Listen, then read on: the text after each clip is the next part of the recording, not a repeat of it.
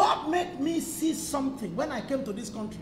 I know so many of you that are listening to me here now, it is your parent that went through it. It is not you. Only one person is in this place that he has to go through his own after many years. And he knows what it means. So many of you, you didn't know anything when your parents were going through it. So you just, by the time, one day you just say, hey, naturalization, naturalization. And you're asking, Mom, what is that? And your mom cannot tell you how many lies were told. How many falsification of name, perjury. There is no kind of things they didn't do. As a matter of fact, so many of you are seated in this place now. Some of your parents may have to go to hell because of you.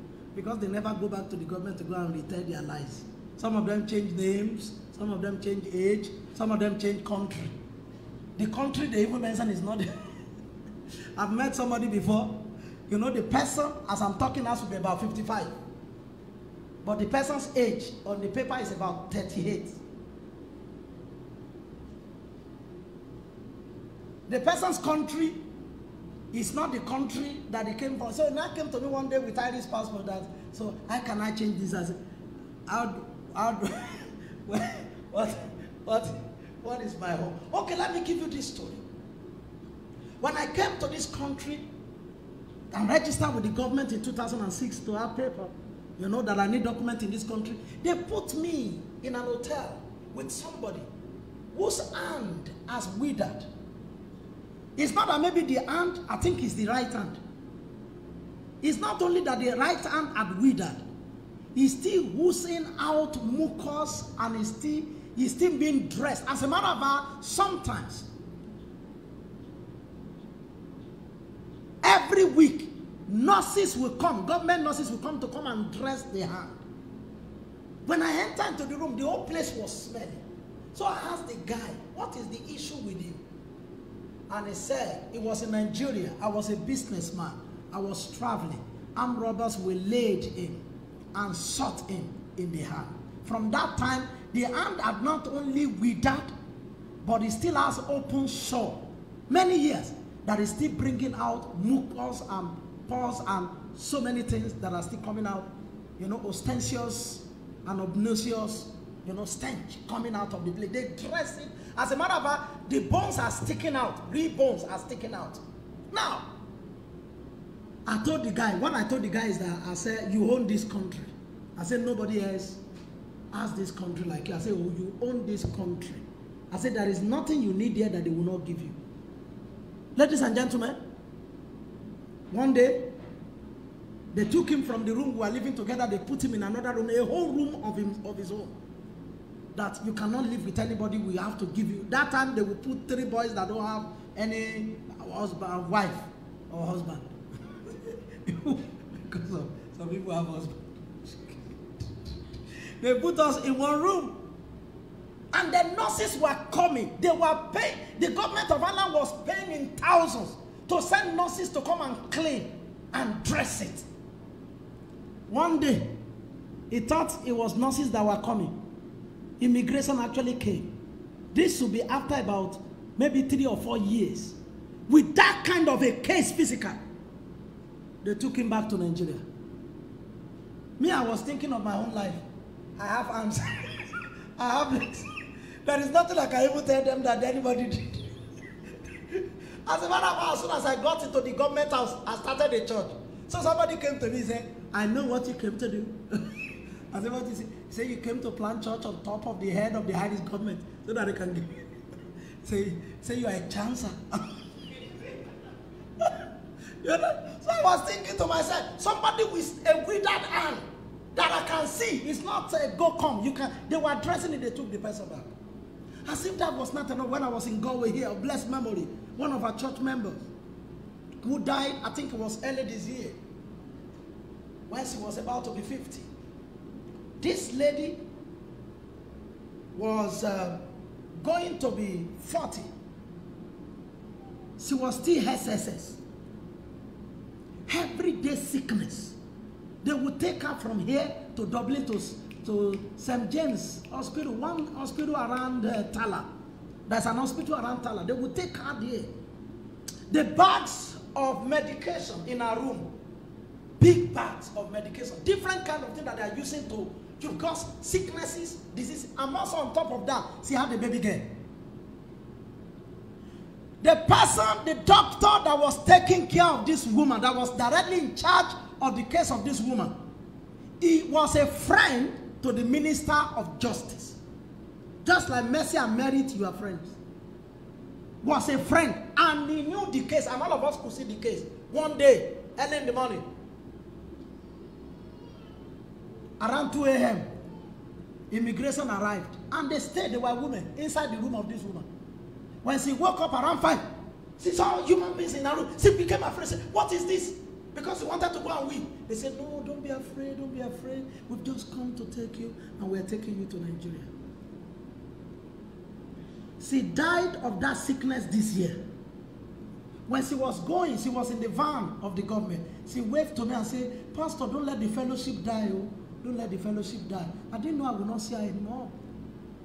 She got to Nigeria to discover that the husband that she had in Nigeria was already dating another person, had children for other people. Sickle cell, she was not dealing really with sickle cell. Pastor Sade tried, was sending her money, sending her things, sending her whatever, but eventually she lost. The pain was too much early this year, she lost it. If anybody was supposed to be given paper in this country and eventually passport, it was more due to them than all of they could see. I began to grow fat as they were giving me. They could see. So sometimes it pains God when people cannot really think deep. Some of you are married, young and married, have job and doing well. There are people who are more spiritual than you. They cry to God, yes, wife did not come or husband did not come. You get home, you are able to say to somebody, "Please, where's my food? Can you give me food?" At age 25, you are already commanding. And you don't put worship to say, "God, I'm a king. Oh, I'm reigning as a king. I will worship you forever." You're still hungry. Some of you are young girls, 22. You already have who you call your own husband. People are not breaking your heart left, right, and center. That today is 10 day. And I say, "I like you." 2 days later, I say, "I don't like you anymore." And then from there, you say, blah, blah, blah, blah, blah, blah, blah. And then John met you in the church. And after 2 months, John said, "I don't think this is going to work." I've met people in Africa that have attended all major programs to have the cause of singleness removed. One day, I was with Bishop Oyedepo. I was still in the Bible school. And they said, "Single ladies, please come out." I was around 22. I'm always sitting in front. I sat in front. I saw this woman came out. She will almost be like the age of my mother. I wanted to run her. I wanted to run her and say, "Ma, what is the problem?" She has not married. A pastor got married recently. She's 55. She said, "I've never experienced love." She's a general overseer of a church. But God now sent husband. At 50, say, "I want to enjoy." But 55. 55. The woman that Pastor Kumuyi now married about 10 years ago was around 60 years old and had never been married. She was the secretary of Deeper Life in the United Kingdom. So when Pastor Kumuyi's wife died. So some of you, what you take for granted is what people cry for 40 years for. And some of you now, even got married and baby now comes and says, "How can a baby be a mistake? How can anybody be a mistake?" When some people are looking for how to carry half a baby. I read a book many years ago, that was in 1996, about it, and it's a Christian psychology book, about what happens to people who are not able to conceive. They said they look at themselves lesser than animals. Because animals could easily take in and give birth. And in their prayers, a lot of the time, they don't now pray to God to even give birth to baby. They pray to God that half a baby should pass through them. That means they should even carry the baby and there's a miscarriage. Just to prove that they could be fertile.